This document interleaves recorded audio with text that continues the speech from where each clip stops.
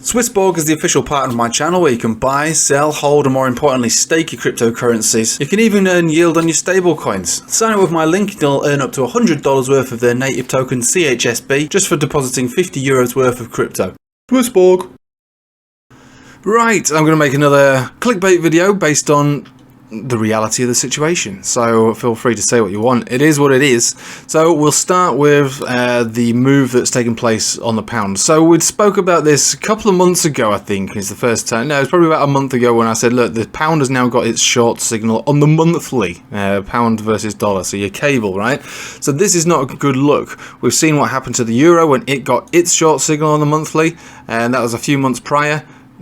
Crashed from more or less where the pound is right now. So the pound is about 110, and then it basically fell all the way down to parity, and now it's below. And I would say that this line of parity is now the top. There's no chance that we can reclaim that. I don't think there's any way that we'll see euro reclaim this area for a long time, and if it ever does, short it. It needs to be shorted. It's one of the easiest things to do, and the reason for this is fundamentals. I'm not an economist. I'm not into my fundamentals of all these intricate little bits and bobs, but it's an obvious scenario is what's going on here. Remember when Russia invaded Ukraine and everybody sanctioned Russia, and we saw the collapse of the ruble on that day, or maybe the day after, when we admired the volatility of that day, and I said, look, sanctions hit Russia immediately, but they will hit Europe gradually, and whatever's happened to the ruble is likely to continue to happen to all the countries that sanction Russia, because effectively it's like cutting your nose off to spite your face.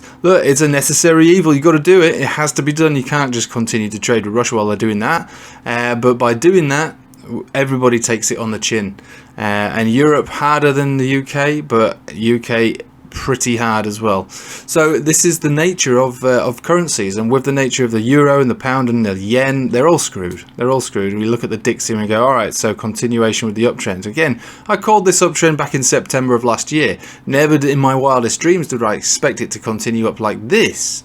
Although we knew it was in an uptrend, the uptrend is still uptrending and it's continuing, and there's no reason for it to stop on a fundamental basis.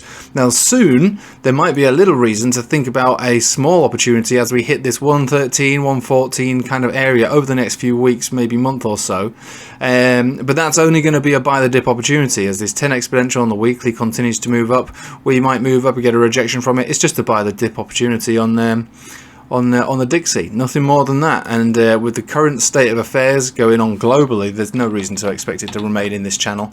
It could easily break out of this channel. So this moment that we see as it approaches this level kind of will coincide with where the pound is right now, more of a psychological number around 110. And again, the pound doesn't have much weight, but it has something to it.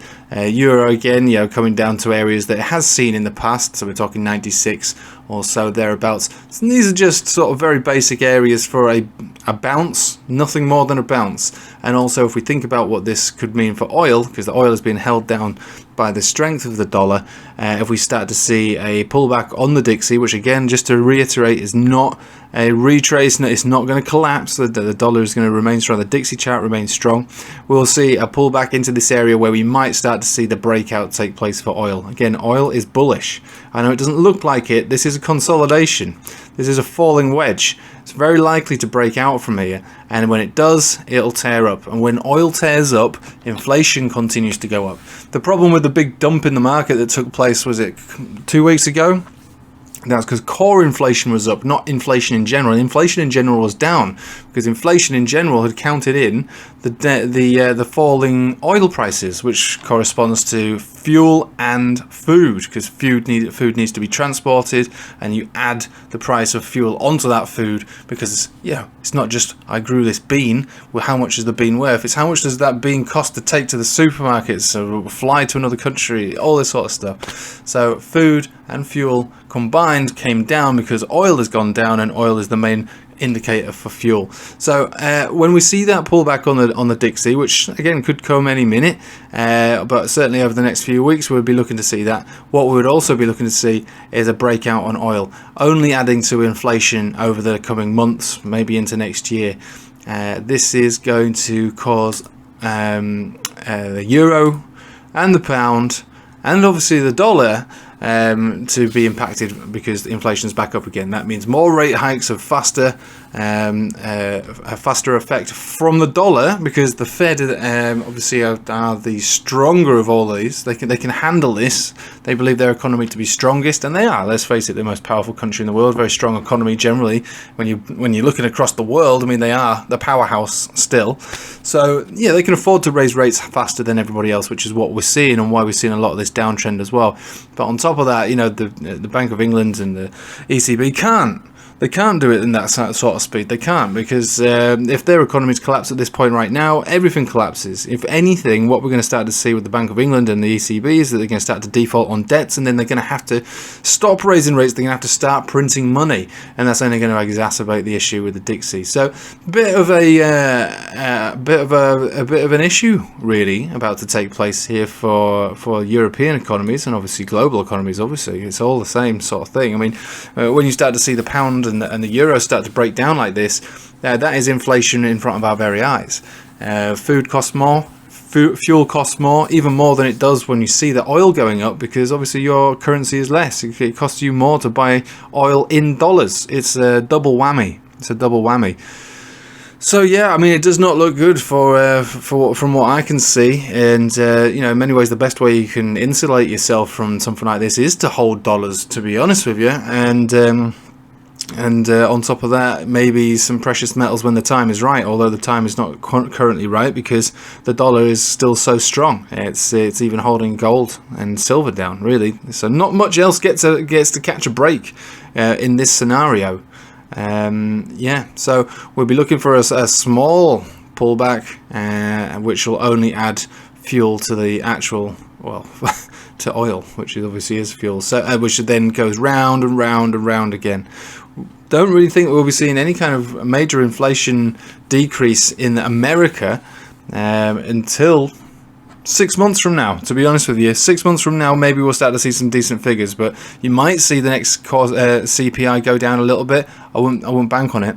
But once this is all done and dusted and we start to see oil come back down again from wherever it goes up to into next year, then maybe we can talk about you know, the lowering of rates once again. But it's not going to be, from what I can see, for another 6 months. And 6 months from now, the euros could easily be down at 50 cents.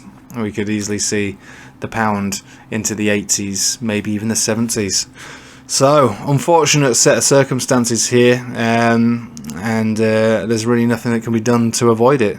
Charts are one thing, and like I say, we spoke about this when we saw the short signal on this monthly. We knew that it was going to cause a massive problem for the pound, because we've seen what it's done to other currencies, and now we're watching it unfold in front of our very face. So good luck out there.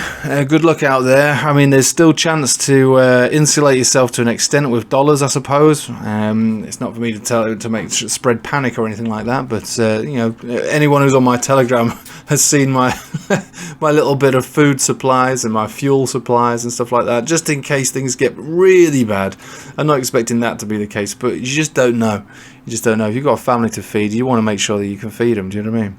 Anyway, I'll leave it with you there. Try and have a nice day despite the predictions over the next 6 to 12 months. And yeah, take it easy.